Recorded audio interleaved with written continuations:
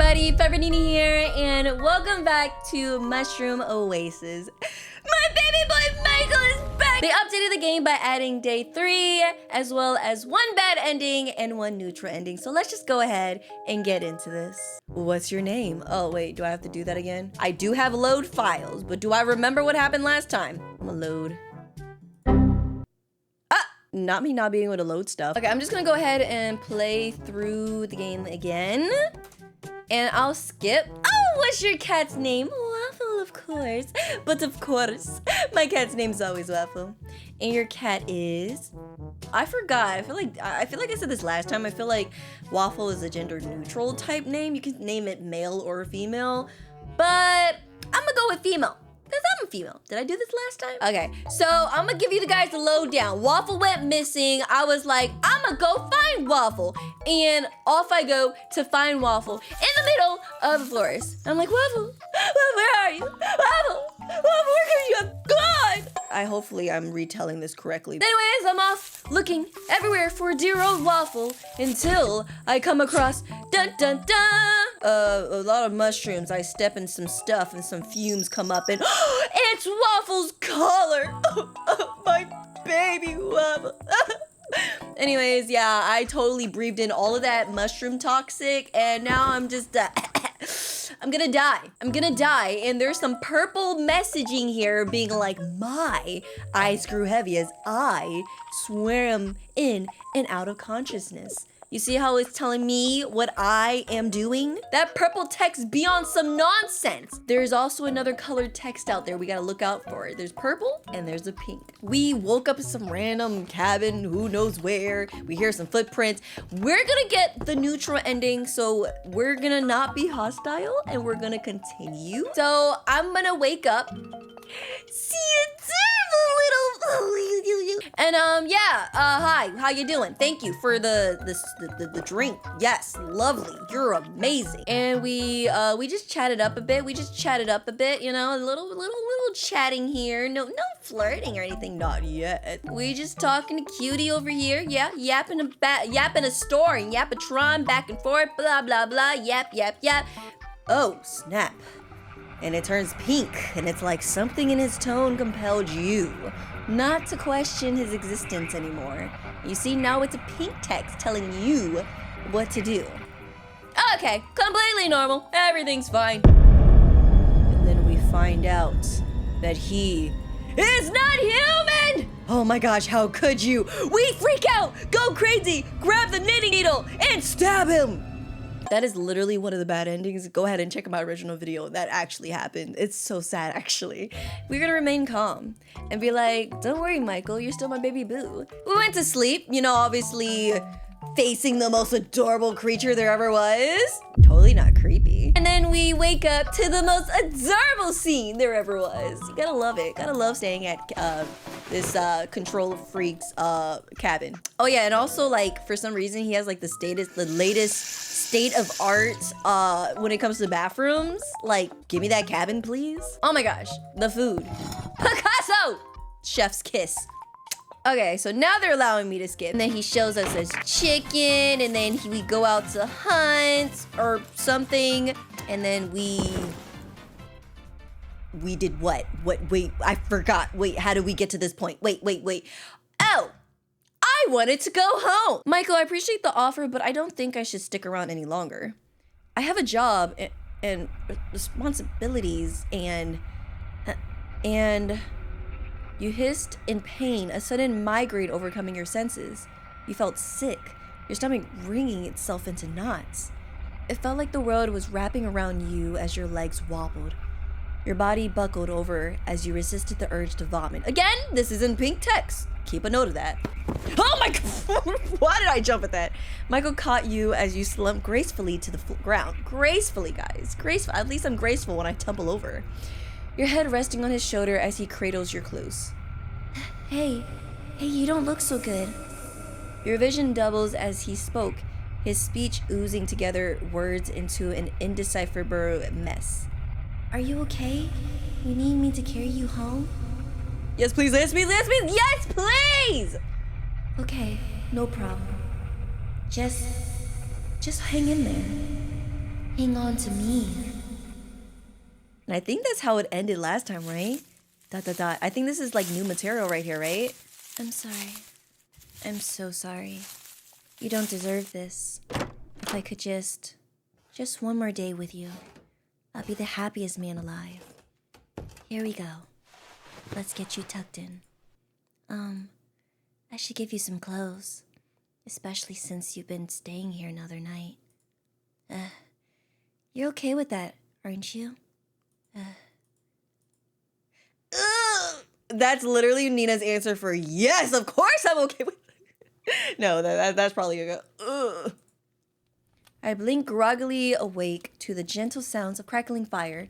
Okay, so this is officially day 3 stuff. We're done with the recap. We're just jumping in. And of course, I think I'm going to go ahead and stick with that voice of like the gentle voice for Michael, because Michael's a little cutie, you know? And he doesn't mean any harm, but he has some really harmful powers. The itching texture of worn bedsheets, the weight of a heavy knit blanket. I could recall once or twice having felt these very sensations to the point I considered them familiar and comforting. And yet... Oh! Hi! Hi, Michael! Hey! Nothing could prepare me for the bright yellow eyes peering into mine. Ah! My knuckles hit him square in the face as Michael yelped. Noise scrunching at the taller man stumbles backwards into a stool. He landed on his rear with the grace of a clumsy toddler on the floor. I sat up in panic and immediately grimaced, landing back on bed with an unsurmountable flop. It hit me in one fell swoop how my whole body was aching. Every single one of my limbs felt like they'd gone through a wringer and came out the other side all crinkled and wrong. I groaned aloud, leaning my head back on the pillow. Michael shuffled back onto his feet, rubbing his nose. Nina! His voice was awkward croak before he cleared his throat. I'm glad you're awake. How are you feeling? Do you remember anything weird? Terrible. He visibly flinched. I'm sorry to hear that. I totally didn't do that. He stepped closer to the bed, leaning over wearingly in case my hand drastically whips out against in self-defense. With my hands settled on my lap, he deemed it safe enough to sit beside me. What happened, Michael? You don't remember? Great. I shook my head, wincing a bit as my head pounded. Not at all. Michael hesitated. You tripped. Yeah, and hit your head. I had to carry you here. His word almost slurred together as he fidgeted. My head? I slowly lifted my hand to feel for bumps or bruises, but he hastily snatched my wrist. Don't worry about that. Here, have this. It'll help. Michael gave me a familiar-looking drink as he quickly pressed a cup into my hand. Sitting up with some effort to take a sip, I couldn't help the small sense of deja vu, like this happened before. What are you putting in this cup, Michael? The amount of times I woke up in his bed, dazed and disorientated, is almost uncomfortable now. But let's not question it, because Michael's a cutie, right? At least the drink was helping, just like he promised. My body felt lighter as I finished. Michael took the cup from me and set it aside before wringing his hands together with a nervousness I haven't seen in a while. So, I'm sorry this happened. I didn't mean for you to get hurt. I sighed and waved aside his worries with an embarrassed grumble. Wouldn't be the first time I tripped, if you could believe it. It's not your fault. He gave a soft chuckle, but it sounded guilty. Like I said, he's a good boy. Like, he just, he's lonely. I suppose you're right. It's just... His face looked like he had a million thoughts running through his head. I promised, didn't I? I said I was gonna look out for you. I said I was gonna keep you safe. Instead, I made you hurt. His voice cracked. Oh, poor baby boy Michael! I'm so sorry, Nina. The sudden change in demeanor was startling, to say the least. You couldn't have predicted it was gonna happen. And I'm fine. See? Oh, Firefly. I forgot! That's my nickname! Oh, that's so cute. I guess you're right. His expression carried a lingering doubt, but he quickly masked it with a small smile, his eyes dim. In that case, you'll be staying? The way he said it almost sounded like a decision that's already been made. Or a plea. What do you mean? His eyes darted to the side. You agreed to let me find Waffle, remember? Did I say that? I mean, I have a terrible memory, but did I say that? Yeah. So, you'll be staying a little longer, right? He didn't even let me get a word in. In fact, a feeling of uncertainty washed over me, as if we've had this conversation before. Oh! Besides, what's the rush? It's already late and you're in no condition to travel anyways. I blinked before glancing out the window. Pitch black darkness greeted me as I realized he was right. Yet another uncanny feeling spread through my chest, shivers crawling down my spine. I don't know why, but something about this whole situation felt wrong. I feel like I'm forgetting something. Michael had a nervous look in his face. Maybe you hit your head harder than you thought? His words didn't sound confident. How long was I out? A couple hours, I think. You, really took a hit. It was that bad? My brows creased as I tried to recall today's events. But I don't remember tripping. There was a river. I remember you, and then your memory must be fuzzy, and for good reason. After all, my tummy rumbled, suddenly echoing in the quiet room. Yeah, food first, questionable, hazy memory later. Let's do that. There was a heavy silence right after. Michael was polite enough to hide his chuckle under a palm as I flushed. He seemed relieved. Well, lucky for you, I got dinner on the way. It should be ready soon. You're okay with soup, right? Soup? Sounds great. Thank you. My stomach growled once more. The pain of an empty gut made me wince a bit. My host noticed immediately. Oh, maybe we should get you some food sooner than later. Do you feel okay enough to get up? I nodded with a grumble, swinging my legs over the side of the bed before noticing something was on my lap. Wait, what's this? Aw, is that my nightgown? Aw, sleepwear. Aw, Michael, you should have. Did you make this yourself? That's adorable. I unbundled the pile of thick fabric, realizing it was an oversized sweater with a pair of baggy sweatpants. A mushroom pattern? That's oddly cute. The material felt worn, but comfortable. A towel laid right next to them. Is this for me? Oh, I figured since you'll be staying another night, you'll want some fresh clothes. They might be a few sizes bigger, though. Or a lot. Sorry. He's gotten shy for some reason. On the other hand, I didn't have to take a whiff at myself to know that I probably reeked. I nodded again, giving him a small but grateful smile. They're fine, Michael. Thank you. Yet another thing I had to owe him. I couldn't help feeling like I'm taking advantage of his kindness now. Oh, Nina, if only you knew. So, you know where the bathroom is? Take your time cleaning up. I'll be in the kitchen if you need anything. I'm really happy you're here. He stood there for a few seconds, fidgeting with his hands as if he wanted to say more before finally heading to the kitchen. I watched his back retreat before hoisting myself up and heading to the bathroom. Now that I was alone, I had a moment to gather my thoughts. The nagging feeling was back, a prickling feeling across my skin, raising goosebumps as if to tell me I shouldn't be here. I just couldn't place my finger on it. I should be careful. I was probably just being paranoid. I feel like literally being oblivious is the neutral ending. So should I go for neutral or bad? I think I'm gonna go for neutral first and then see the bad ending afterwards. So I'm gonna say I was probably just being paranoid. How could I dare question my adorable little Michael, guys? Then again, it's been a while since I've showered, so I could chalk it up to dirt accumulating on me and making me itch in places I didn't want to think about. True. After undressing, I folded my clothes so I could place them in my backpack later before turning on the shower. The water was ice cold. My teeth chattered as I cleaned myself as fast as I could using some scentless soap by the side of the tub. Dressing myself again, I wringed out my hair as best as I could before drying it with a towel. Putting on the clothes Michael provided, I felt like I had shrunk in size. I adjusted the sleeves and waistband to my liking with some struggling, just so my hands and feet could poke out of the holes comfortably. I couldn't help noticing his clothes smelled like freshly cut grass, with a smoky hint of a woodsy bonfire. The scent reminded me of camping in summer. Persistent doubt aside, I definitely felt way better compared to when I woke up. Stepping out, I could smell something good coming from the kitchen.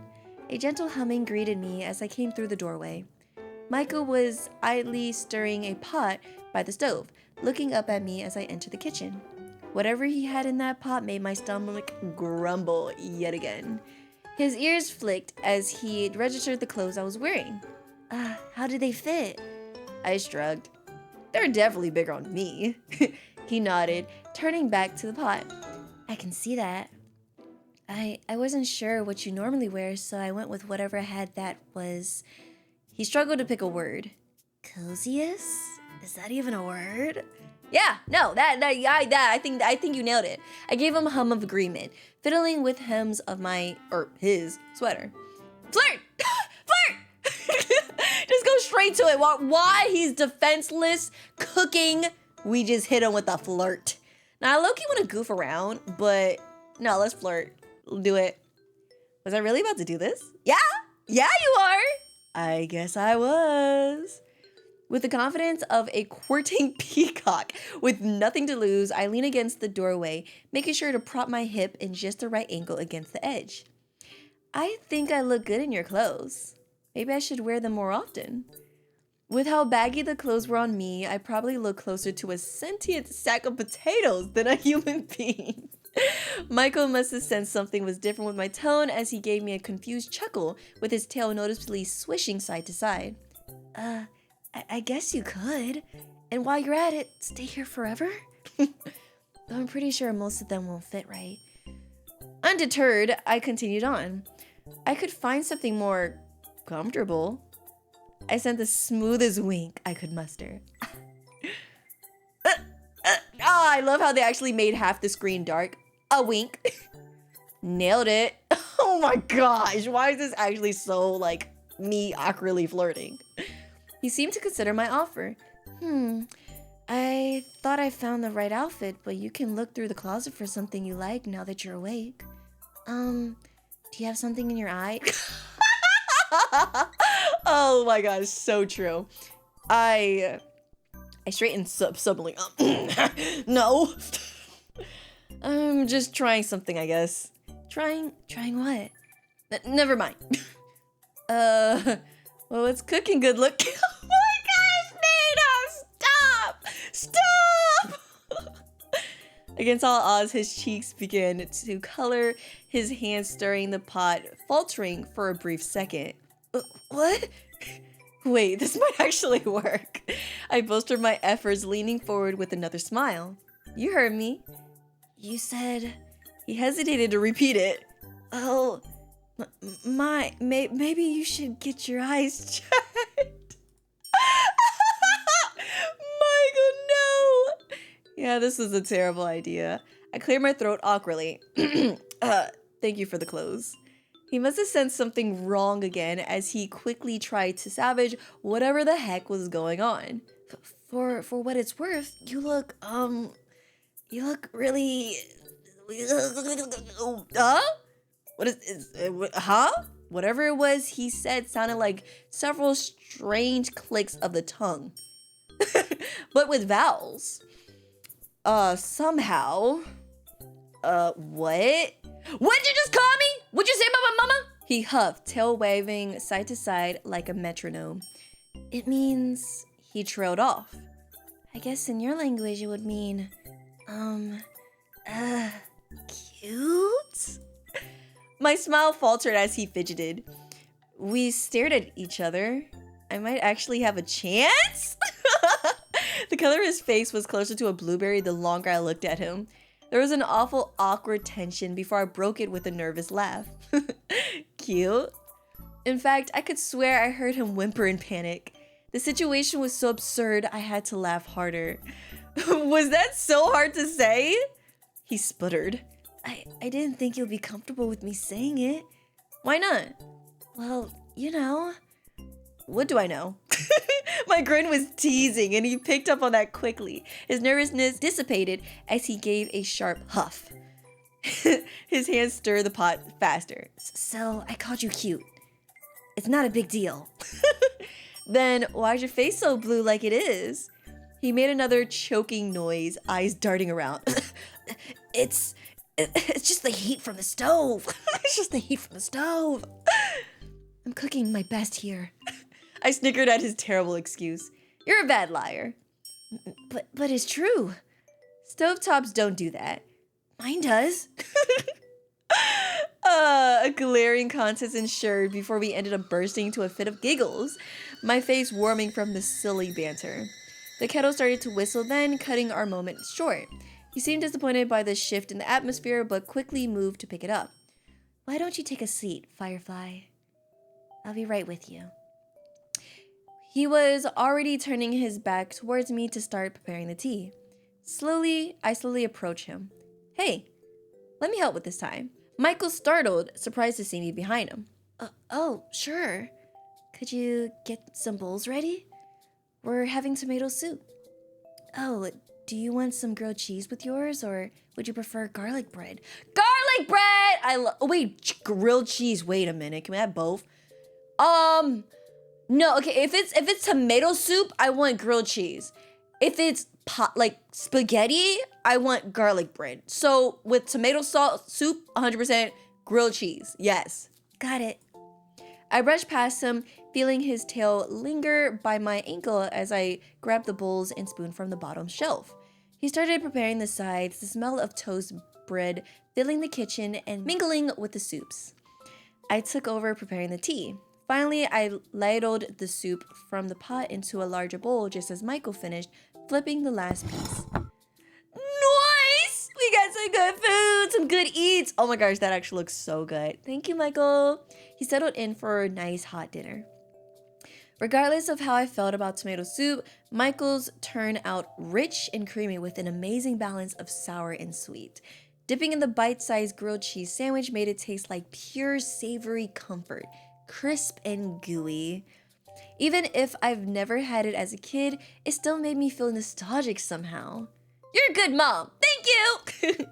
Good wifey material, I'm telling you guys. There's still a feeling of stilted awkwardness, but the food helped ease us both into a warmer, light-hearted conversation. I didn't realize how hungry I was until I refilled my bowl, Michael watching me with his chin propped on his hand. His own bowl sat empty. Apparently, he's already had his fill. Is tomato soup your favorite? His question was innocent, though his eyes were observing me carefully as I shrugged. I think I love anything you cook, honestly. He stilled, taking a second to process what I said. Oh, well, thank you. No, thank you. Usually I get takeout or microwave dinner. Nina, stop espousing me. Nothing beats home-cooked food. What's a microwave? I snickered and tried to explain it the best I can. It's where you use radiation wave to warm up food and hope that you don't get that radioactive inside of you. Pretty nifty stuff, because it heats it fast. A metal box that heats up food? That sounds like... What's the word in those fantasy books? Magic. Am I using that word right? I laugh lightly. Sometimes science is just like that. We talked about other kitchen appliances off the top of my head, slowly branching out to other human inventions. He seems even more interested. I never understood how, technology? Technology worked. I pulled out my phone and let him fiddle with it. Though with the battery dead, there's not much I could show. He was clearly disappointed. It's about as useful as a brick. For now. But as soon as I get my hands on some electricity, you know what? You can probably melt. I feel like I remember you're really good with your hands, so you can probably make us a good generator. Otherwise, I have a whole net worth of information in my hands. His eyes lit up. Like a library? And you can access it at any time as long as the battery is alive? As long as I have an internet connection. Right. Internet. I didn't know you could do that. I just see people staring at them all the time. It seemed boring. I can imagine, like, imagine if someone just like this, staring at their hand. It's like, what's so interesting about your hand? You got nothing but wrinkles. What are you looking at? He looked at my phone again, a look of wonder on his face. Having a whole library in your hands. Everyone must be really smart then. If anything, I feel like that made it the opposite of us, since we have our brain in the phone. Well, not everyone uses it like a library, or like a messaging hub, or entertainment center, or a source of content consumption. Yep, that's the one.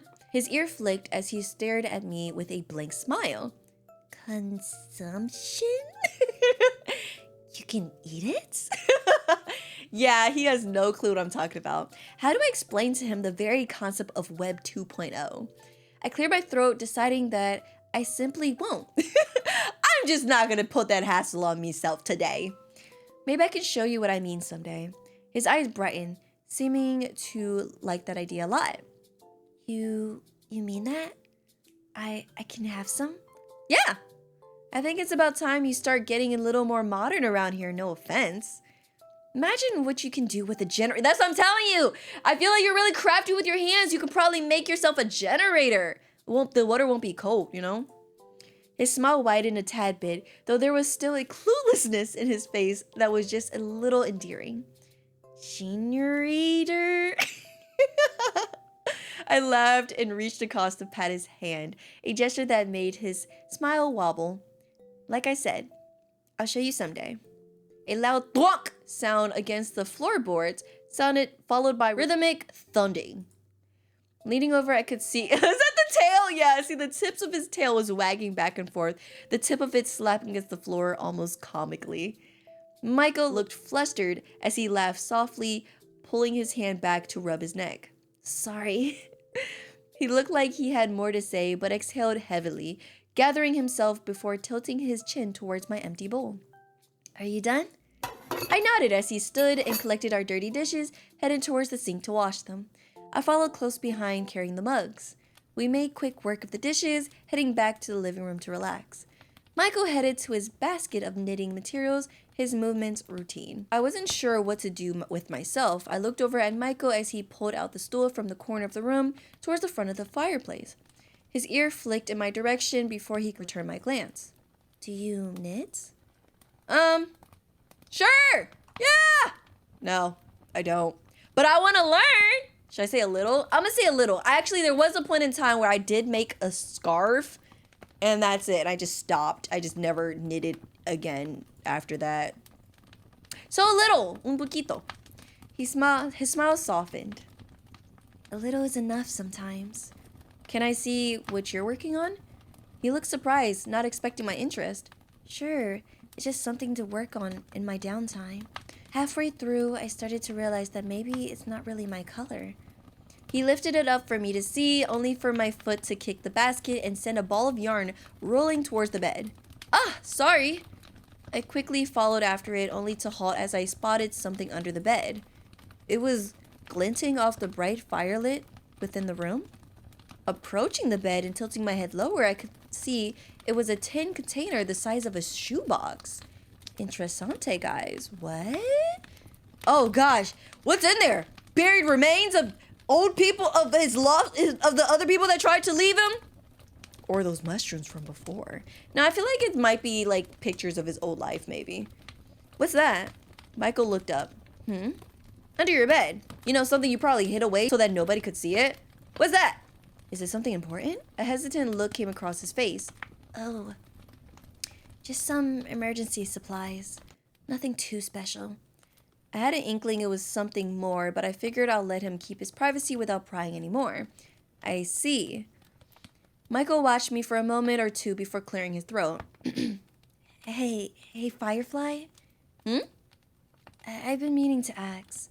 Do you remember what you said at the river? The river? Don't you remember? I forgot everything about that day. Oh, just kidding. Where I tripped? I pursed my lips and thought, not really. Everything feels fuzzy to me. He seems disappointed. I mean, you did like low-key erase like most of my memory. Oh, not even a little? I shook my head. Why? Did I say something stupid? Just some things. It made me happy. Oh gosh, I think I did say something stupid. Before I could ask about it, he already gestured toward the bed. Well, you should get some sleep, Firefly. Want to wake up nice and early to find Waffle, right? The idea of looking for my cat once more made me wilt. You really think we'll find her? Michael looked on edge, pocketing his hands. Doesn't hurt to try. But it does hurt to hope. His face twitched. Well, His ears flattened as he thought of something to say, clearly struggling. He finally opened his mouth to respond, his words slow and careful. I'm here for you. Aw, thank you, Michael. He nodded, a strange mixture of polite happiness and hidden anxiety playing across his face. You're probably not used to another person sticking around this long, let alone someone going through a loss he could care less about. Maybe I've been enough of a burden to him. Actually, can you just send me home? His brows raised, his posture straightened in surprise. Are you sure? But what about Waffle? Don't you want to see if we can find her? I'm sure. A look of apprehension crossed his face. But it's so soon. Waffle could be out there. Michael, please. I can't think about her right now. I just want to go home. He fidgeted with his sleeves off his cardigan. But He looked like he had so much to say, but whatever turmoil going on in his head was quickly swept behind a reassuring smile. Aww, why don't you just come with me? What? Okay, get some sleep, Firefly. You've been through a lot. He went to collect his blankets again, already arranging them in a nest like the night before. The words left my mouth before I could think twice. Do you want to use the bed tonight? He stopped in his tracks. Oh, no, I don't mind the floor. I meant, we'll be sharing! What? Nina, so bold. Hearing it out loud just made me want to slap myself across the face. Michael blinked at me before laughing lightly. My bed's far too small for two people, don't you think? I don't think it'll be comfortable for either of us. He eyed the bed frame before looking back at me. I'll be all right. With that, he crouched on the floor and started setting up his bed, his tail swaying. I laid back and faced the wall, the sharp sting of embarrassment in my chest refusing to go away. Why did I ask that? That was so stupid. Maybe I need a sense of comfort, or maybe I just needed him. Whichever it was, at least he took it at face value. I wasn't sure what I'll even do if he said yes. I groaned internally and shut my eyes, willing myself to go to sleep. All I'm wondering though, guys, is why do I just randomly want to go home? I get it. I don't want to be a burden, but like, at least why don't I be like reassuring? Because clearly he doesn't want me to leave and just never come back and never see me again. So why don't I kind of reassure him, you know what I mean? And be like, oh, you can come with me or something. The last thing I heard was the gentle crackling of the fireplace, accompanied by Michael's knitting needles clicking away in the dark. ... Before I know it, I could hear birds chirping outside the window. The first thing I noticed was the fire must have been out, considering I couldn't hear the familiar pop and snap that came with the room's ambient. The second thing I realized was the hand gently shaking my shoulder awake. Wake up, sleepyhead. I stirred, yawning as I sat up in bed. Michael beamed, hand still on my shoulder. There you are. Had a good sleep? I mumbled incoherently. His smile widened in a grin as I blinked myself out of my woozy state. If I didn't know any better, he seemed to enjoy waking me up in the morning just to see my disgruntled expression. Breakfast is ready. Wash up and meet me in the kitchen, all right? Give me a second. He took that as my assent, humming his response. Suddenly his hand reached up to ruffle my hair, messing up my bed head further. Hey! He merely laughed at my indignant squawk before reminding me once more to get up, his steps already thunting towards the kitchen. Recovering after a moment, I stared at the wall and pondered my situation for a second as I made my way to the bathroom. This was the third day since I left my house. I'm missing work, missing my cat, and missing my sense of direction. I gotta get back to my life. Today. Quietly reminding myself of my goal, I padded to the bathroom, freshened up, and joined him in the kitchen. Michael was already seated, cutting into some pancakes. His smile was bright as I entered the kitchen. He's a little too happy. I feel like he already had something planned. He must have something planned. The way he's smiling, he's taking this way too nicely. His smile was bright as I entered the kitchen, his tail flicking closer to me, my seat as I sat down. Ooh, that looks tasty. A similar stack of mouth-watering pancakes was placed across him, waiting for me to dig in. Though I couldn't bring myself to muster an appetite with so many thoughts filling my head. He seemed to notice the look of my face, laughing nervously. You look serious. Something on your mind, Firefly? Oh! I picked up my fork, twiddling with it. I'm just worried about getting home. Michael faltered as he lifted a piece to his mouth. Oh, you're still thinking about that? I thought you forgot. I thought the medicine I gave you last night worked and made you forget. No. Low-key, I thought he was a little too happy this morning, though. He seemed annoyed, which was a first. Of course. I've been gone for 3 days. People probably think I've gone missing. His gaze lowered, almost grumbling. Is that so bad? What? Yeah, it's bad. Why do you sound like you don't even care? Michael frowned, looking up at me now. Why do you sound like you're desperate to leave? What? It's all you ever think about. Are you not happy here? Is it not enough? I sighed, rubbing my fingers over my eyes. Michael, we've gone over this. I said it once and I'll say it again. You've done so much for me already, but I can't keep pretending everything's okay here. I want to go home. I need to go home. We need to go home. That's what you need to say, both of us together. I mean, I get it, low-key, red flag, controlling, making you want to stay places, but still. Reassuring you a little bit. We can go. You just put your hood on, put your mask on. You should be good. Hide the tail. You should be good, I need to get home. He sucked in a deep breath, grunting something indecipherably under his breath. I only wanted to. He seemed to be battling himself before he finally sighed. I'm sorry. You're right. Of course you're right.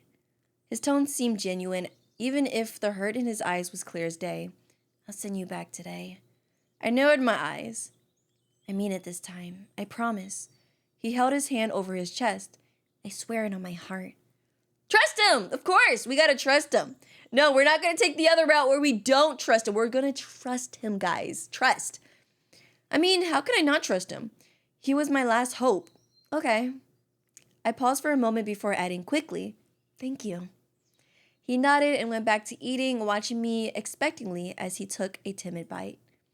It was a moment before he swallowed and spoke again. Can you promise me something?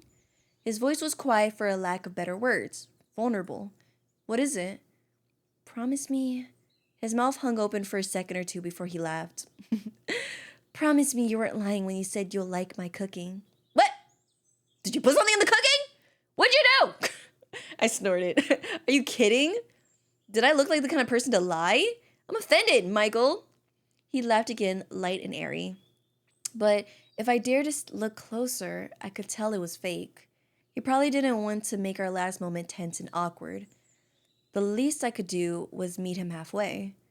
Right? ... Before long, we found ourselves walking down another path from Michael's.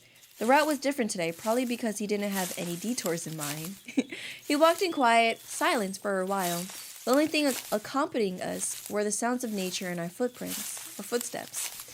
I couldn't tell what Michael was thinking. I knew he wasn't the talkative type unless spoken to, but right now he seems eerily quiet. His back was tense, eyes looking forward, nowhere but forward.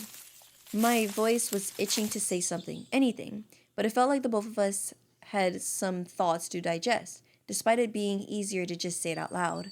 Still, the silence was getting unbearable. We both halted in our steps at the sound of rustling.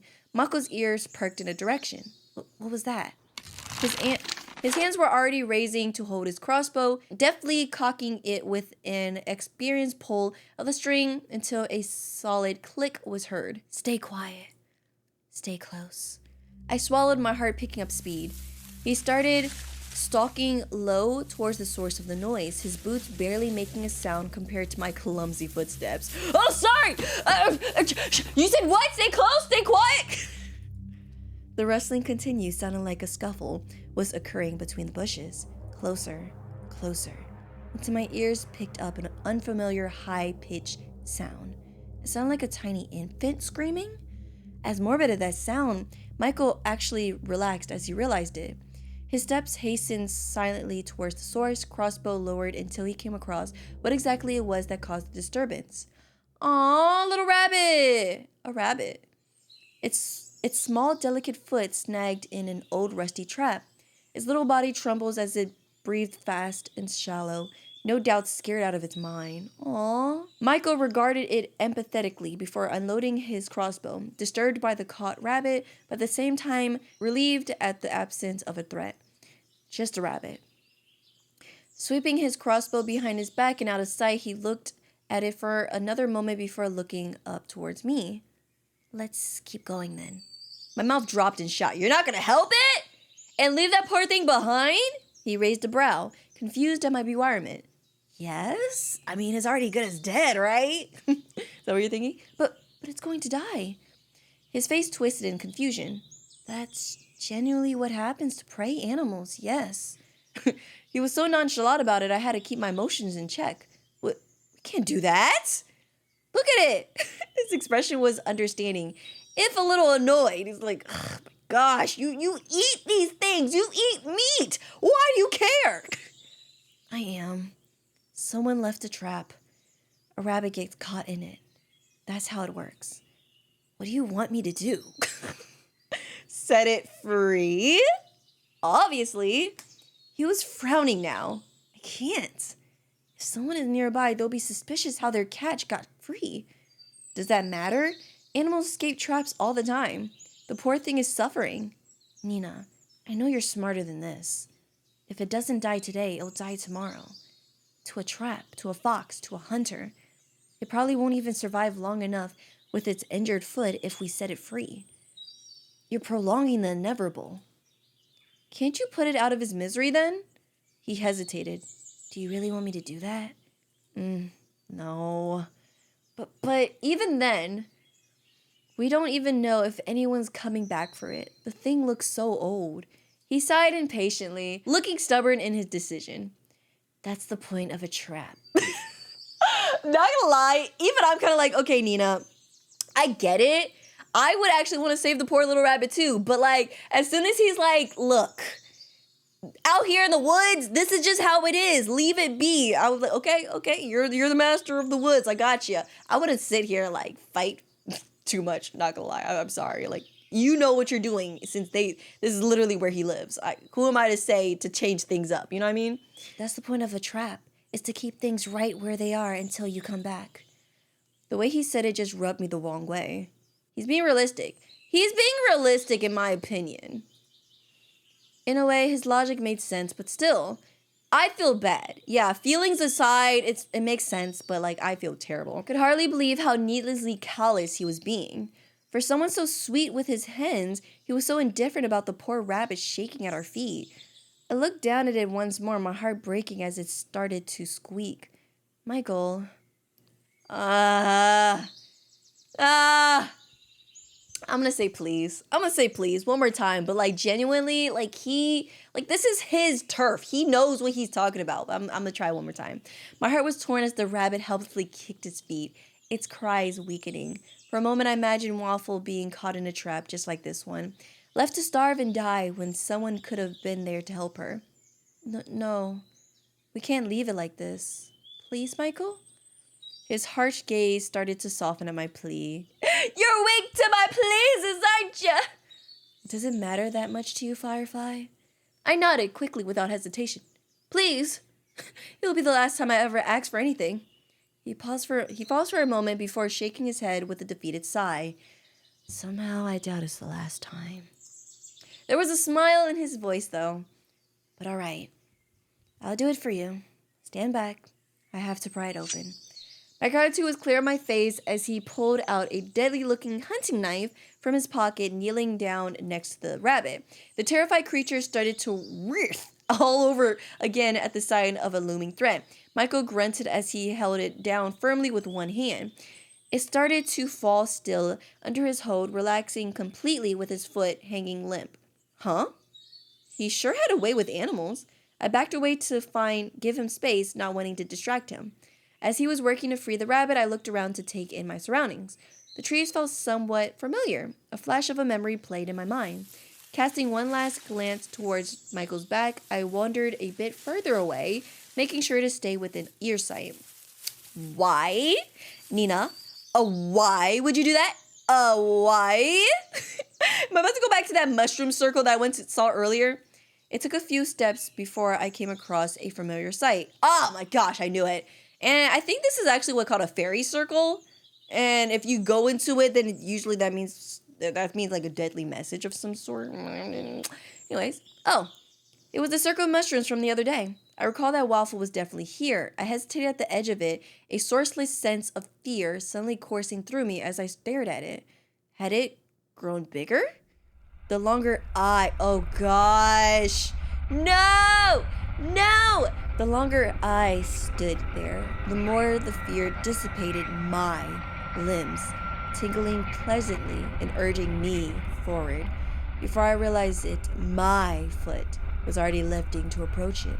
Closer. Staring at it, a fuzzy haze creeped over my mind. My face was warm. I found myself smiling at the oddly comforting familiarity, like recalling a fond memory, like greeting an old friend. I knelt down to inspect the growth, reaching out to brush my hand on one of the mushroom caps. Oh gosh! Oh, when someone yanked thank you. Just in time. I was on some nonsense again. I mean, you can't take two eyes off of me. Like, oh my gosh, I just be jumping into nonsense. What? Don't. Huh? Don't touch those. I look up to see Michael looming over me, gaze sharp and irises shaped like thin slices. Ooh, they're shaking too. You have a terrible habit of wandering off, don't you? I gulped. I just wanted more content, more plot. How is the rabbit? Is it safe? His eyes narrows as I failed to change the subject. It's free like you asked. Don't touch those. Michael squeezed my wrist before letting go. I rubbed my wrist. It didn't hurt, but his grip had intent. But why? What's wrong with them? Nothing. Just don't touch them. I just thought it looked pretty, that's all. You thought it looked pretty? Look at that purple eye! Did you, though? Oh my gosh. The battle of the mind control! Who's more powerful? I shook my head, feeling disorientated as my mind flickered between thoughts rapidly like a broken radio station. Michael snapped his finger for my attention. Look at me, Firefly. Look at me. His voice was snippy and irritated. I blinked rapidly to ground myself, scratching my head as I tried to gather my thoughts.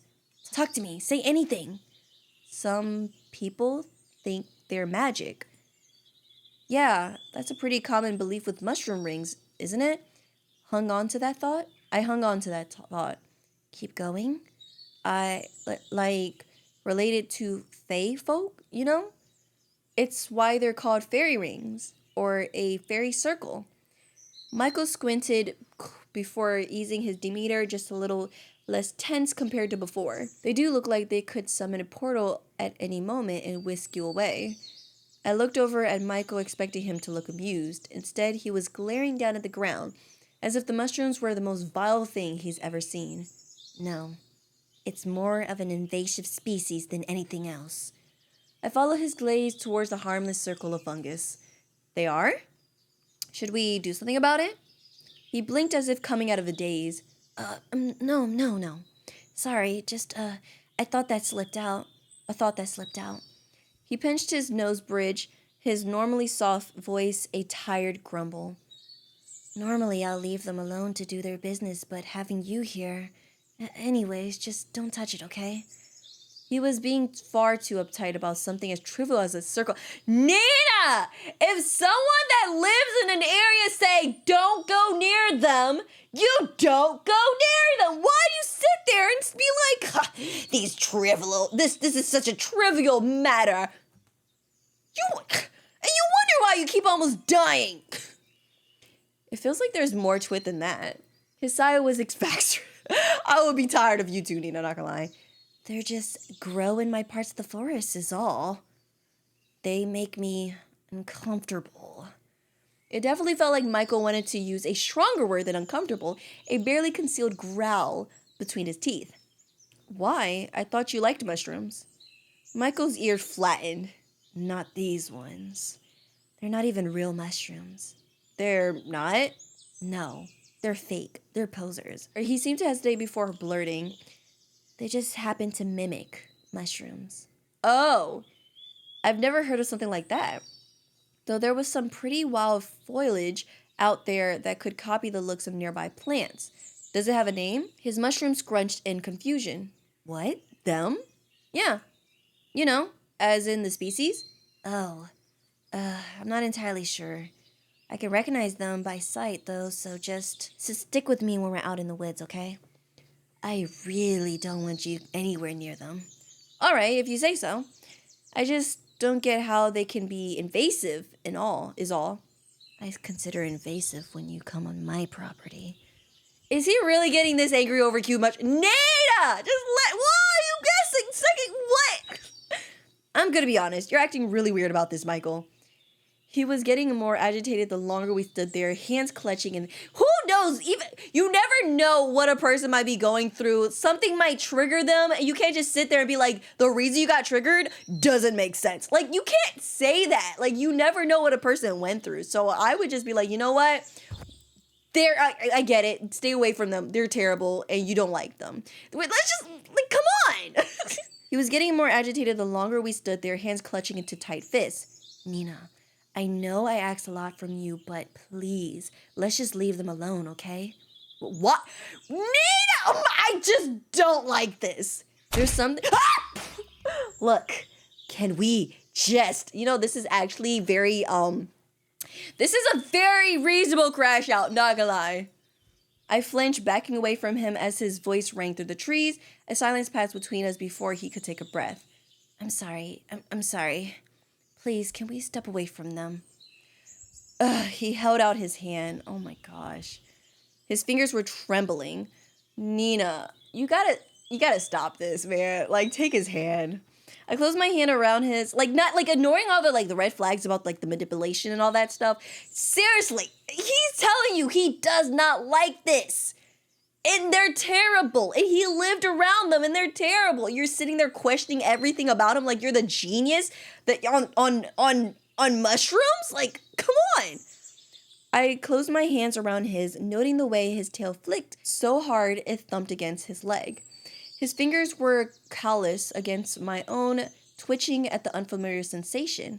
I stepped up beside him, looking at him expectantly. I didn't think you'll take it. Now it was my turn to get flustered. You offered. I know I did. I thought I scared you, so I figured. We waited for the other to say something, our faces growing heated as seconds passed. He finally laughed, exclaiming something strange, and grabbed before squeezing my hand. Nina, you're really something special. Aw, thank you. Even though I question everything about your existence. I hope you realize that. He gave my hand another tight squeeze, snapping me out of my daydream. Let's just get you home, Firefly. MYCHAEL took the lead, his foot sure and confident. He must have noticed my unsteady gait beside him as he subtly veered towards a clearer path I could easily follow. I didn't verbalize it, but I was definitely grateful for that. As much as the forest was growing on me, getting my feet caught in roots and twigs every few steps gets tiring after a while. Our steps fall into a rhythm next to each other. I peeked at MYCHAEL every once in a while, trying to gauge his mood after what happened. Even after spending so much time with him, he was so difficult to read. How can someone both wear that heart on their sleeve, yet keep it stitched tight, never letting anyone come too close? I knew he had secrets he wanted to keep close to his chest, but I wish he would just open up to me a little. Like, he told you he does not like those mushrooms. And what did you do? You sat there and said, but they don't seem that bad to me. What? The silence that hung in the air was making my skin prickle. What's your favorite animal? It was so caught up in my thoughts, I didn't realize I blurted the first thing that came to my mind. Michael regarded me curiously, ears flicking.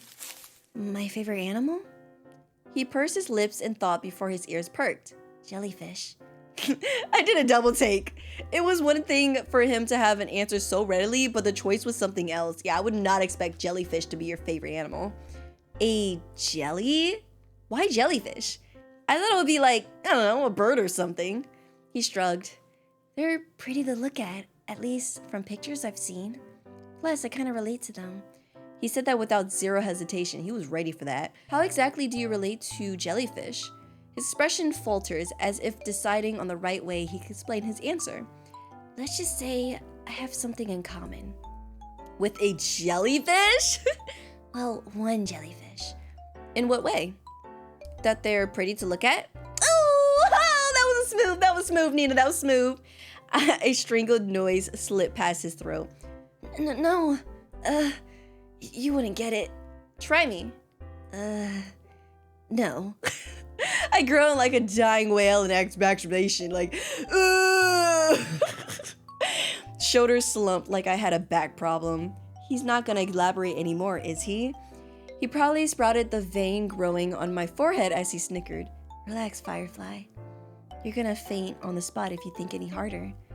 If you're allowed to get upset about mushrooms, I'm allowed to get upset about jellyfish. His smile dropped for a second before his cheeky grin returned. Touché. Touch? Oh, he just said touch. He didn't say touché. He just said touch. Touch.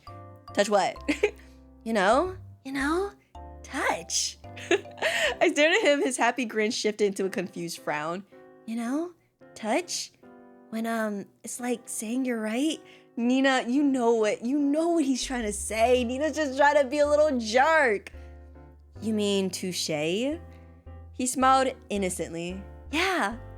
This man will be the death of me. He laughed at my screwed up grimace, waving a hand hastily. What about you? What's your favorite animal? You. Your chickens! No, I mean, I would say cats since I'm like loving my cat so much, but let me say your chickens. He looked taken aback, clearly not expecting that answer. Really? Yeah. Who wouldn't fall in love with the little darlings? He seemed pleased with that answer, his already wide smile softening further. You're right. Who wouldn't fall in love with the little darling? Saying directly at me? Question mark. We continued with an idle chat after that. I didn't even know how much time has passed as the tree slowly thinned out, the sound of nature muffling as the canopy started to grow scarce. Suddenly, I heard the soft yet familiar rumble of a car in the distance. Oh, you're actually taking me home? I almost didn't pick up on it, firmly immersed in whatever Michael was rambling about.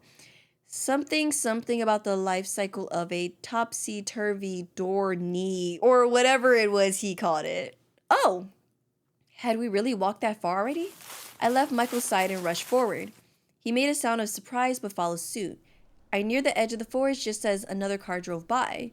I recognized my street instantly! Breaking into a light jog, I almost missed Michael calling for my name as I ran down the road. Bye, Michael! I'll see you never! Like, that's what it looked like. I'm just like, home free! Let's go!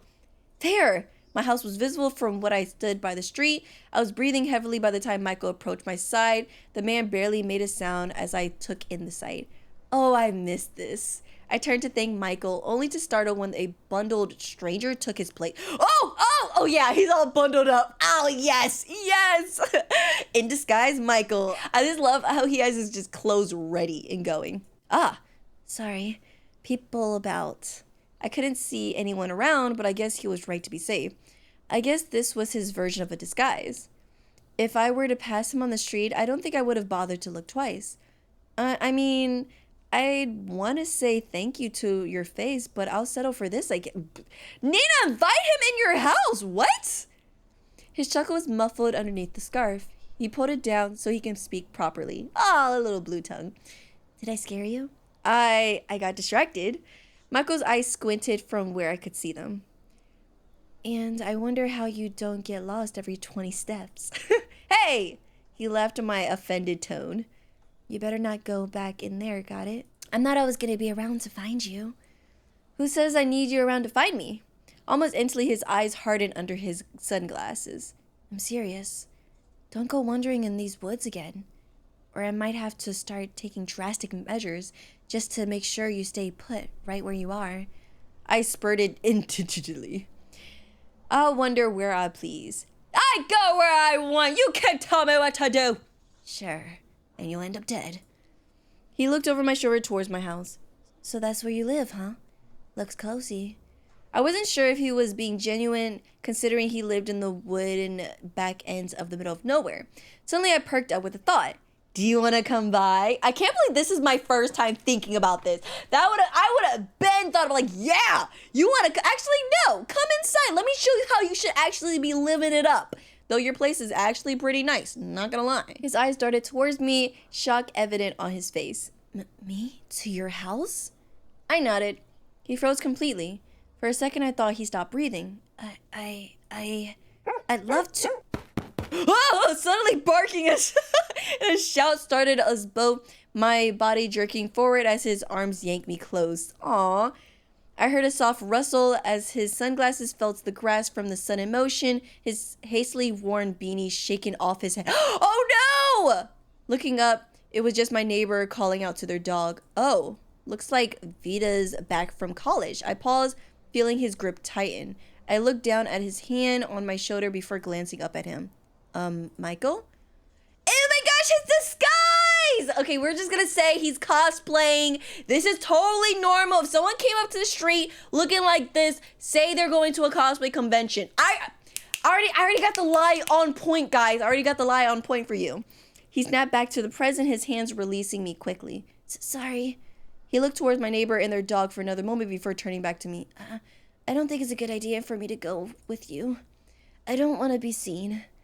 I deflated just a little. Aw, come on, Michael. Don't do that. Don't be like that. No, come on.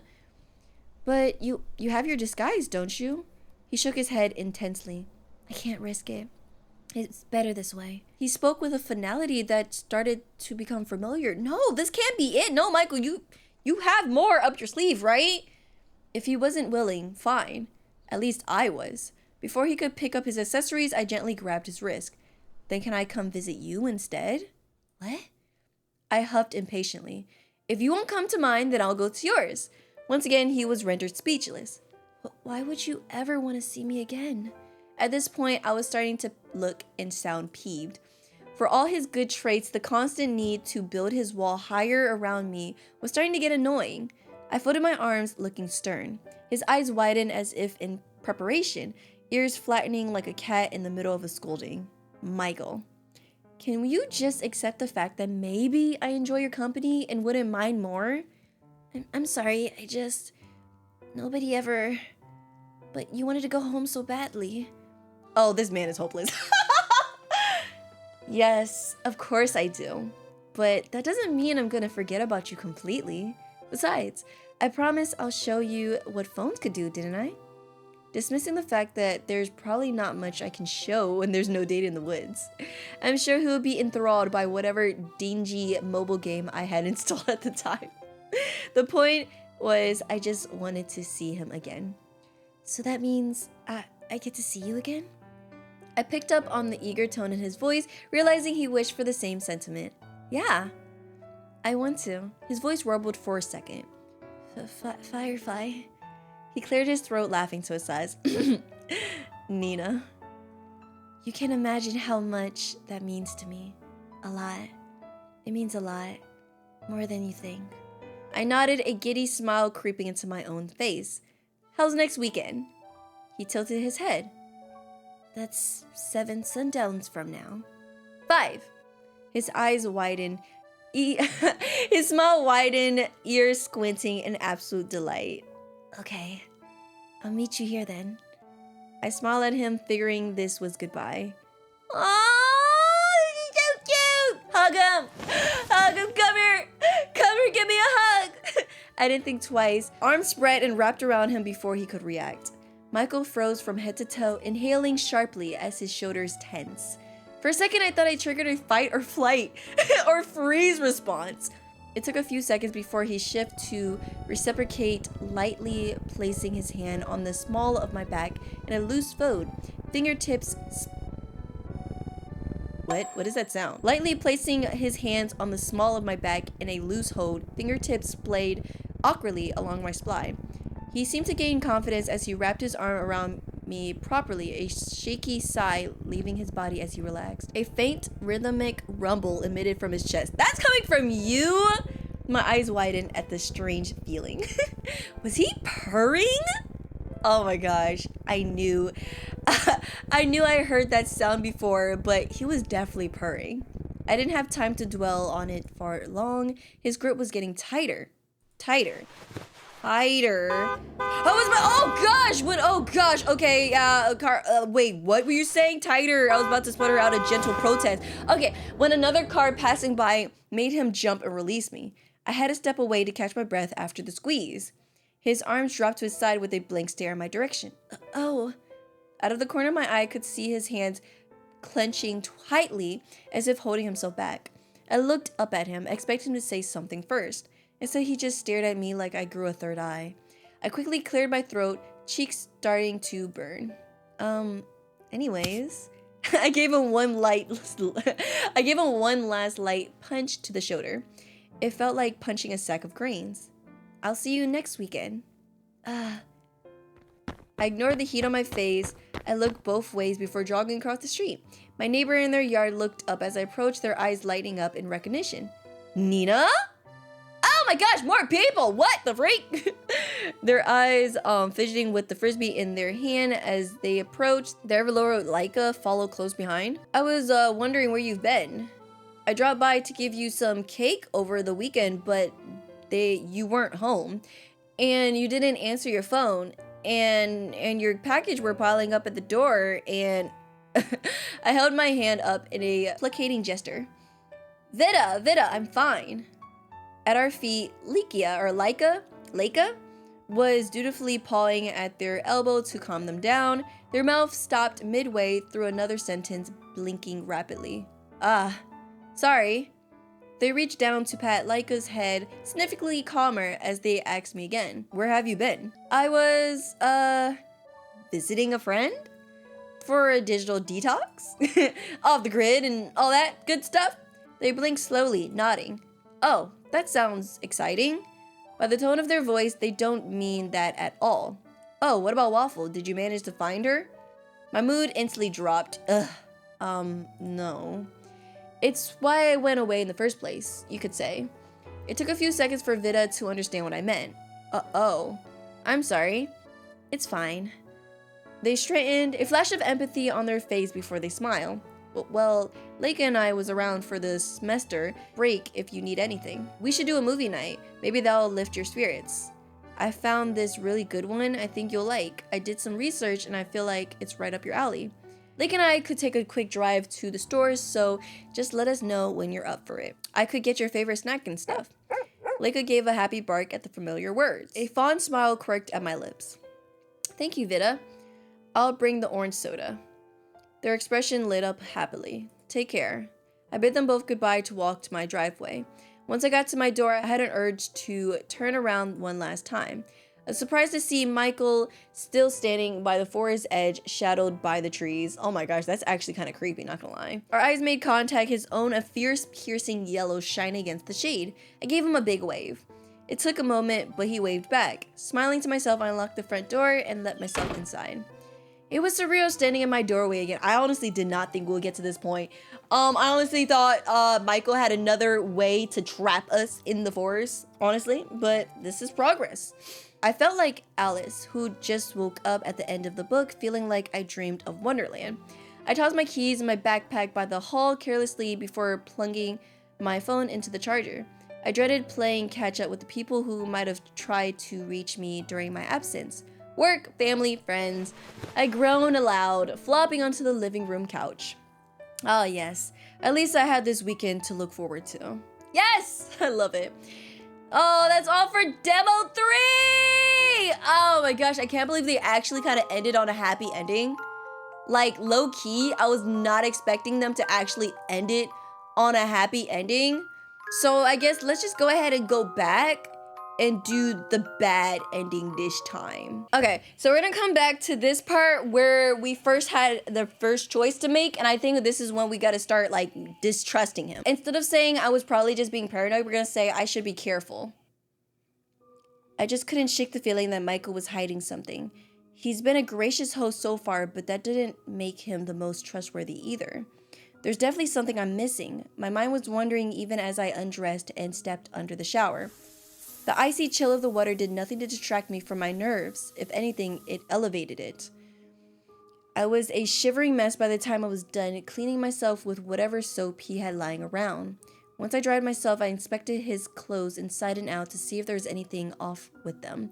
That's crazy! The mood completely changed. Before it was like, oh yeah, we put on his big clothes, I popped my hand through it. And I was like, is there anything on these clothes? Like, this whole thing is suspicious.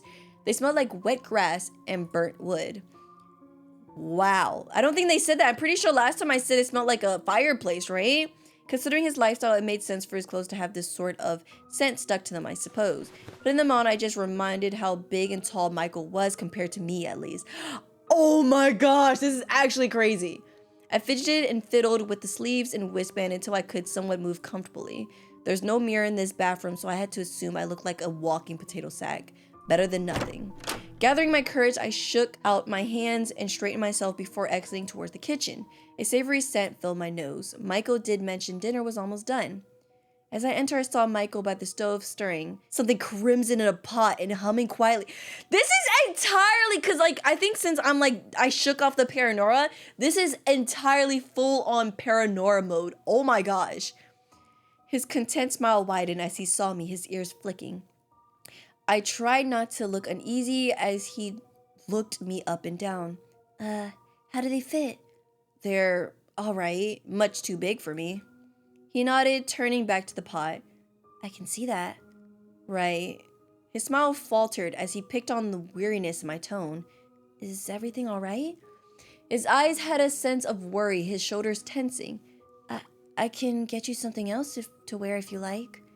There is no need. He paused, hand gripping onto the ladle tightly as he continued to hesitate. Nenaa. There's another pause before his brows furrowed. I'm not an idiot. You don't trust me, do you? I flinched. MYCHAEL looked hurt as he sighed. So I'm right. His eyes flicked by the sides of his head as he turned back towards the stove. Can I just know why? His eyes were sad as he stared at the pot, as if he's been in this situation before. I thought I did everything right. Truthfully, I didn't expect such a direct confrontation. There's a lump in my throat as my fist clenched at my side. It's just... The kettle started whistling, but he was completely ignoring it. I swallowed down my growing anxiety and decided to be upfront. I just didn't expect to be here again. It felt like the wrong thing to say when MYCHAEL frowns deepened. Ooh. So you never wanted to be here? I didn't mean it like that. Then how else could you mean it? Another deep sigh slipped out of him as he reached to lift the kettle off the stove, mumbling to himself. I was hoping you would be different. What was I thinking? What was that? Nothing. MYCHAEL, His forlorn expression made my words feel thick on my tongue, forcing me to reluctantly swallow them back down. Any trace of suspicion I had faded and was replaced by a feeling of guilt. I'm sorry. I just thought I'll be home by now. I know. I'm sorry too. Oh my gosh. He lifted his gaze towards me, eyes full of regret. ... But is it really so bad, Nenaa? I know being lost in the woods with a man you don't know can be scary, but I promise you're safe. The last thing I'll ever want you to be is scared. He trailed off. So just trust me, okay? Can you do that? Please? I swallowed and gave him a nod. My gut still rode with suspicion, every fiber in my being weary of him in a certain extent. He seemed satisfied though, eager to move on past the tension. Thank you. His mouth quivered at the edge, all four of his eyes squinting with the slightest bit of hope. Please let it be different for once. And we're back! Oh, okay, so I guess I decided to help him, and he's like, wait a minute, you wanna help me? And we're gonna go ahead and go with the grilled cheese again. Let's do that. Awesome! Okay, now we're back at this. Now that the food was no longer a distraction, I felt uneasy again. Oh, so the only reason why I let my guard down and trusted was because I was hungry. But now that I'm full, I'm like, I felt uneasy again, glancing around the room and staring at the window. Michael was eyeing me as he grabbed the stool and dragged it to the center of the room. Is there something outside? His question sounded innocent, but it had a sense of weariness to it. I shook my head quickly. Nothing, I was just... Something catching my eye from under the bed.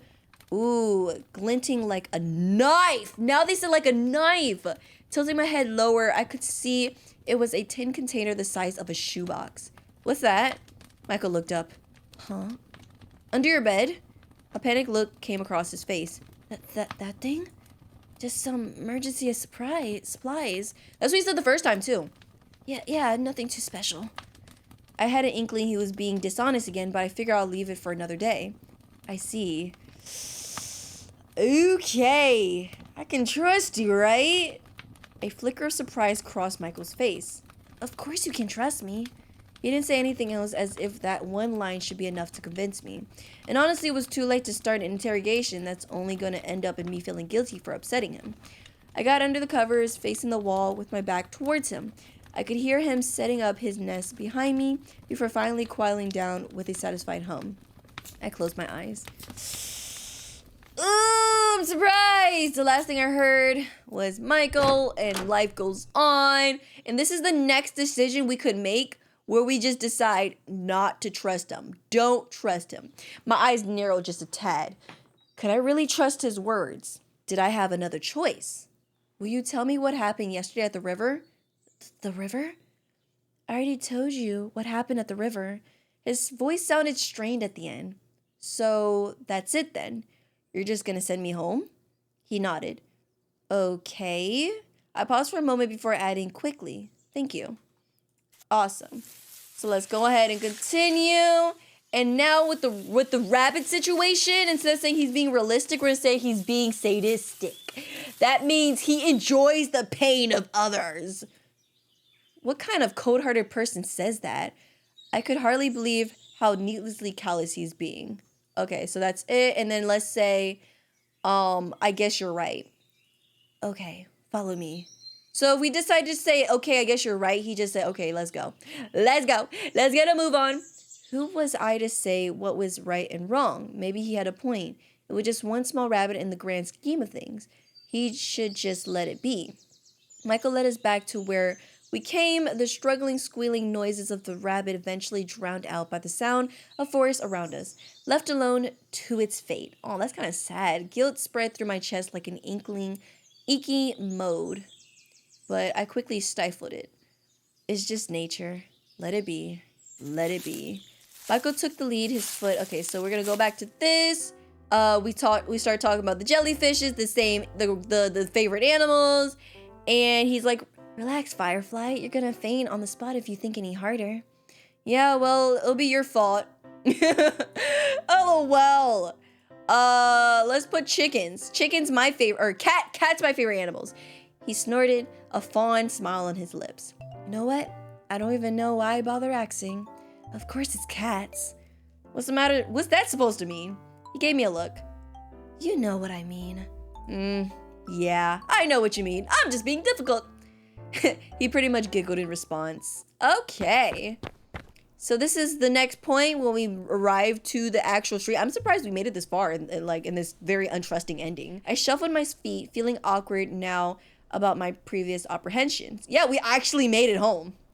I might have had my doubts about him, but maybe I was wrong after all. He didn't get me home. He did get me home despite everything. I mean, I'd want to say thank you to your face, but I'll settle for this, I guess. And I guess if we skip it, a small part of me couldn't help insisting it was a bad idea, but I was too curious not to ask. Do you want to come by? And he doesn't. Even though I didn't fully trust him, I still felt disappointed at this rejection. Though I couldn't help feeling like he had one too many secrets to keep, it wouldn't hurt to get to know him more and figure them out.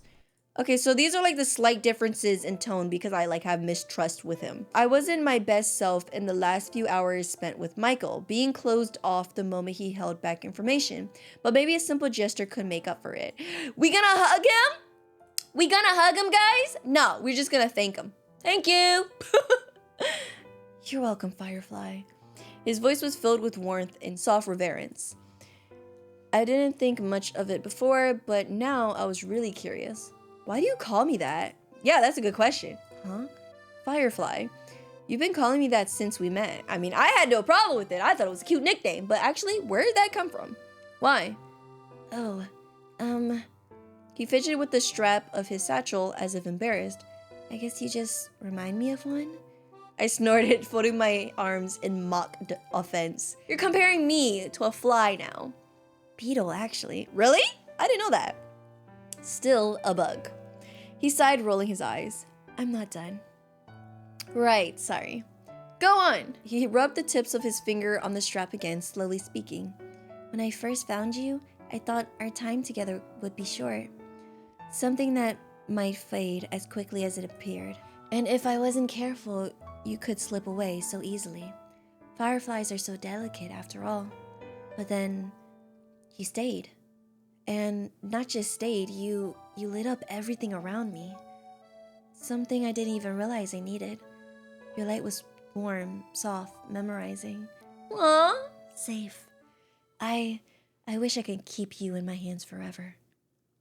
Where'd the beautiful music go? But you wouldn't like that. Would you? He stared at me with such intensity, I really did start to feel like a bug under a microscope. Oh my gosh. Like, I'm sorry, I have work to get back to. I have family, friends to, I mean, you can live here, but you don't want to live here. So that's a you problem, okay? My face grew warm, a shudder running up my spine. Wow.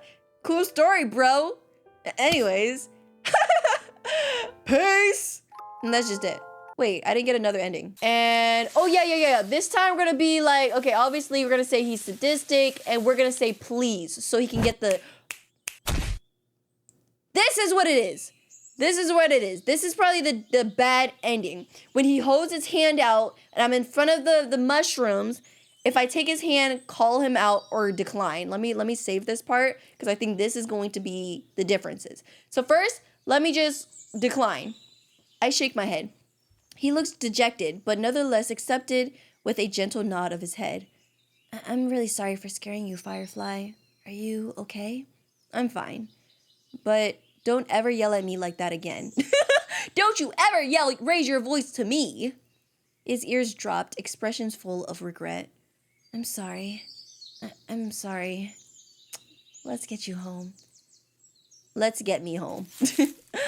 Oh, Michael's so adorable. Actually, so adorable. Okay, and I think that's just the end. We already got the other stuff. Okay, so I think the bad ending is officially going to be call him out. Call him out in front of that mushrooms. Let's see it.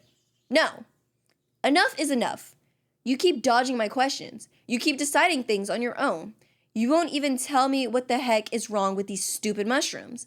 Are you ever gonna tell me the truth, or am I stuck in this loop of doubting every single word you say? His hands dropped like an anchor. You don't trust me? How can I? What happened yesterday, MYCHAEL? I stared at him, my glare sending him in a panic. Do you really want to know? My eyes narrowed. He flinched. I made you sick. Sick? He swallowed, taking a deep breath. I'm able to suggest things, make people listen. I can make you forget fear, mess with the thoughts inside your head. What are you talking about? Nenaa, I hope you don't hate me for this. I cried out as a pressure started pushing against my eyes. A painful, aching pressure filled my head, my hands flying to clutch at my ears. What? My head felt tight and full to bursting, crushed under a weight I couldn't comprehend. It wasn't like I'd painfully grown a second skull and none of my thoughts fit in my brain. Pushing outward. Relax. It won't hurt if you relax. Michael! I inhaled sharply, feeling the unbearable droning headache growing into a painful spike. Were my ears bleeding or am I imagining it? Usually I have to be subtle, otherwise your psyche will try to fight back. Like it is right now. Stop it! The feelings faded instantly. It was only then I realized I was crying, my cheeks wet with tears and nose stuffed with snot. But why did you do that? I was trying to help you understand. By trying to kill me? No, that wouldn't have killed you. I made sure of it. Made sure of it? What does that even mean? I didn't know what to do. That's all I ever known. You tricked me? You hurt me? And you dare ask me to trust you? I've never hurt you like that, ever. I can promise you weren't hurt. It was all in your head. I balked at the audacity.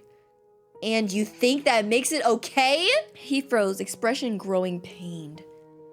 No, it doesn't. Oh,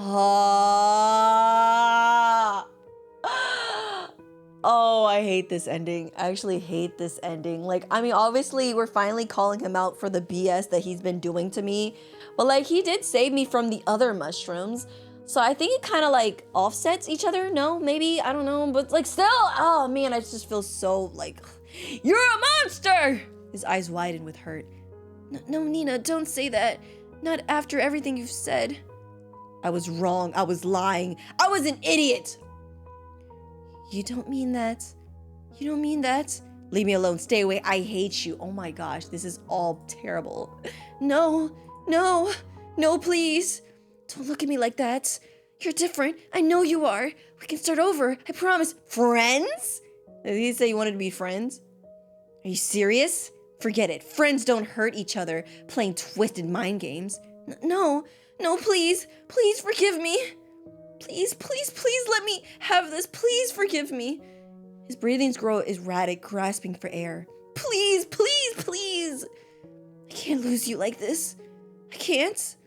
I took a step back from him, the movement causing his entire body to tense up. Ooh, he suddenly lurched for me, grabbing my shoulders tight. Oh! I slapped him! Somehow I was ready for it, shoving him back and slapping him across the face. He stood there in shock, tears spilling over his cheeks from the force.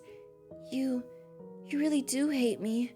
Oh, that hurts so much, Nina. I'm sorry. Everything goes dark. Nina? Oh, gosh! Okay, it's my neighbor. I shot into a sitting position, a wet lick trailing up my cheek as the golden retriever barked. Leica down. Leica?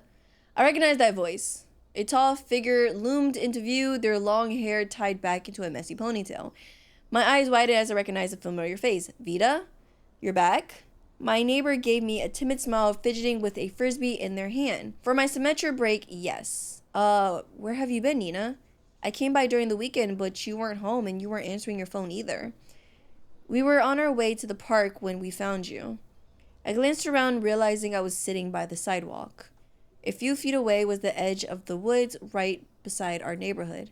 Vita reached down and started picking twigs and leaves out of my hair, completely unprompted. Did you go camping? I don't remember. I stood on my feet, brushing off my clothes and fixing the bag over my shoulder. Oh, that's worrying. Are you sure you're all right? I think so. A shudder ran through me, my head glancing towards the trees. I saw a flash of yellow disappear into the forest, the bushes. Maybe a bird? A butterfly, perhaps? Oh my gosh, did I completely forget Michael? That's really sad. Leica must have seen it too as the dog started barking. Whatever it was already out of sight. I think I need to go home. Vita was about to say more before I sidestepped them, leaving them confused as I hastily made my way to my street. Reaching my home, I threw the doors open and stumbled inside. All of my senses felt out of tune, like my brain was still catching up with myself. My bag dropped with a muffled thud to the ground, its contents a mystery as I wandered to the kitchen for a drink. Why did everything feel so fuzzy? It's like I was trimmed out of a stray photograph and pasted onto a scrapbook of a page where the memories didn't belong. Why? Why? Why? Why did everything feel so wrong? I downed my drink, and another. My tongue was numb. It didn't feel like I tasted anything, or if my thirst was real at all. Maybe I needed a nap? Oh gosh! I was about to shuffle off to my bedroom when there was a knock at my door. Confused, I hurried to open it, expecting Vita back from their walk. Nobody. Oh, glancing at my feet, there was a circle of blue flowers placed next to a strange wooden box. It looked like an instrument. Did someone mistake my house for another? Picking up the items, my hands brushed over the wood and thumped the delicate petals. What a strange thing to leave at someone's doorstep. Even if it was a prank, why leave these items specifically? I looked out towards the forest, a ping of something nostalgic striking hard in my chest. I've never set foot in these woods, never had a reason to, and yet I couldn't help but feel like I've lost something. Something important. But if it was important, surely I remember it. Ending for Forget Me Not. I wonder what these two items symbolize. Honestly, let me know in the comments what you guys think. Is it just to mean like friendship? But what does the instrument mean? And did that also mean I forgot that I went in there looking for Waffle? Did I forget about Waffle? So many questions, so little time. But either way, that is the bad ending for this day. Ending for Forget Me Not. Oh my gosh, I hate making poor little Michael cry. I hate it. But I'm actually looking forward to the next, I don't even know if you would call it day 4. I guess day 4 with Michael, since we'll be skipping a couple of days and catching up with work and catching up with friends and family, and then we'll be seeing Michael afterwards. So not gonna lie, I think I am loving the direction that it's going. I can't wait to figure out what exactly is the mushrooms all about. Like, what's that thing? Like, obviously, he didn't want to talk about it because it's like they got beef and he hates it. Probably fell victim to it in the past, or someone that he knows fell victim to it or something. But there's reason for that beef. And I can't wait for Nenaa to discover more about Michael, and maybe eventually there'll come a time where she discovers about his mind controlling stuff, but in a good way, you know what I mean? In which that she accepts him and they live happily ever after. Yeah. I don't know how they're gonna do that, but honestly, I love this game to bits. I can't wait for the end. And hopefully Michael gets his happily ever after. Anyways, guys, definitely let me know what you guys thought about this game. But as for now, that's gonna be it for me. Thank you guys so much for watching. Don't forget to like and subscribe. I'll see you in my next video. Nenaa out.